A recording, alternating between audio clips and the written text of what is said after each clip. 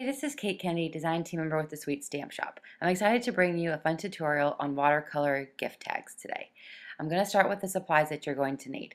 The first one is an eyelet setter and some eyelets, some distress inks, your favorite colors, an eraser, a pencil, a little brush, some scissors, and some tags, some water and some embossing powder, a stamp pad and a clear block, and then some coordinating twine colors.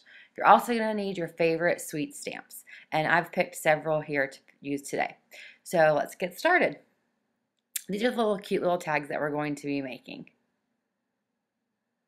You're going to start by taking your favorite watercolor paper, and you're going to take some tags, the size tags that you like. You can either use a die cutting machine to do this, or you could do it this kind of old-fashioned way, as I did, and just took the size tags that you like and traced them onto the watercolor paper and then cut them out.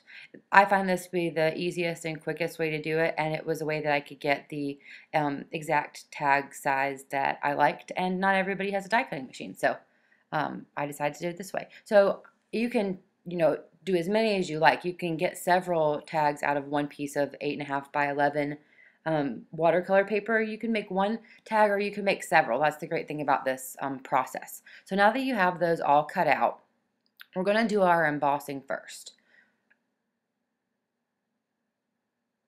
Here's just a little look at a couple of different sizes that I cut. So I'm going to start by taking my stamp sets. I'm going to use this called Just the Basics, and I'm going to take this Happy Birthday stamp, and it comes all together, and I'm actually going to cut it in half. This one's called Happy Hour, and I'm going to use this cute little like disco ball that comes down from there. And then Easily Distracted, these little sequin stamps are so cute, and they're great for adding detail. And then this is Made by Two, and it has the most adorable arrow that I'm going to be using on one of our tags. So you can make these all the same, or you can do different ones like I did here. This is one of those projects that you could make. It'll basically take you the same amount of time to make one as it will to make 5, because once you put that ink down, and you can just add to it and keep going. So I'm going to start by taking this clear block and mounting my stamp on it. And I want to make sure that that's pretty straight, because I want to get it nicely on the tag. I've used some Versamark ink, and I'm going to use some silver embossing powder here. And I'm going to make sure that that's heat set really well and has time to cool down before we start adding any water or ink to it. So I'm just going to take my heat gun to it here, and you'll see it turn nice and shiny, and that's when you know that it's completely heat set. Now I'm going to take the Happy Birthday stamp, and don't be afraid to cut your stamps up. This one was connected horizontal, and I wanted it to be stacked on top of each other. So I just clipped right between the happy and the birthday, and then I just stacked them on top of each other. I can always line them back up if I want to use it that way again. But make your stamps work for you. Don't be afraid to do that. So with this one, I'm going to take this adorable arrow that just the proportion of it fits perfectly on this gift tag. I'm actually going to stamp it 3 times. 2 in one direction, and the one in the middle is going to go the opposite direction. So the end effect is going to be this cute little grouping of 3 arrows stacked on top of each other. I'm going to make sure that I don't let any embossing powder stick to anywhere that I don't want it to. So I'm going to use that embossing powder tool. You can also use a dryer sheet, especially if you live in a dry climate where it's real staticky. I happen to live in the South where it's very humid, but I still have to worry about that. So I'm going to use some white embossing powder on here. It's kind of hard to see, but you'll see in the end.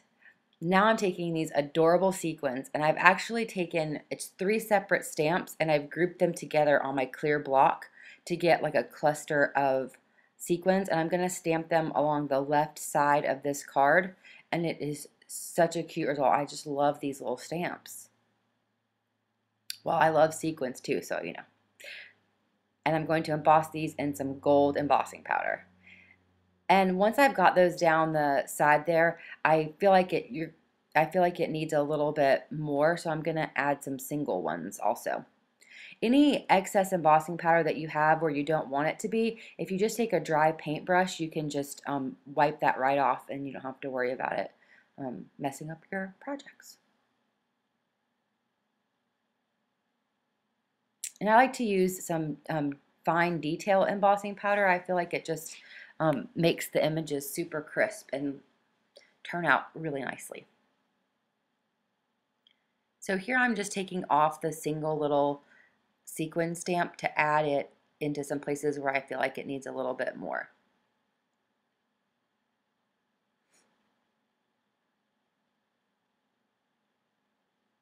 I just love the idea of adding any sort of handmade item to a gift, whether it's the actual gift itself or just making the tag something personal. You could also make a whole set of these tags and give those as a gift.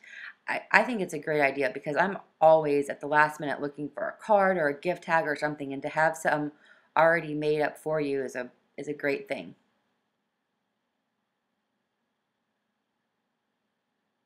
So just adding a couple more little sequins and some embossing powder, and then I'm going to heat set those.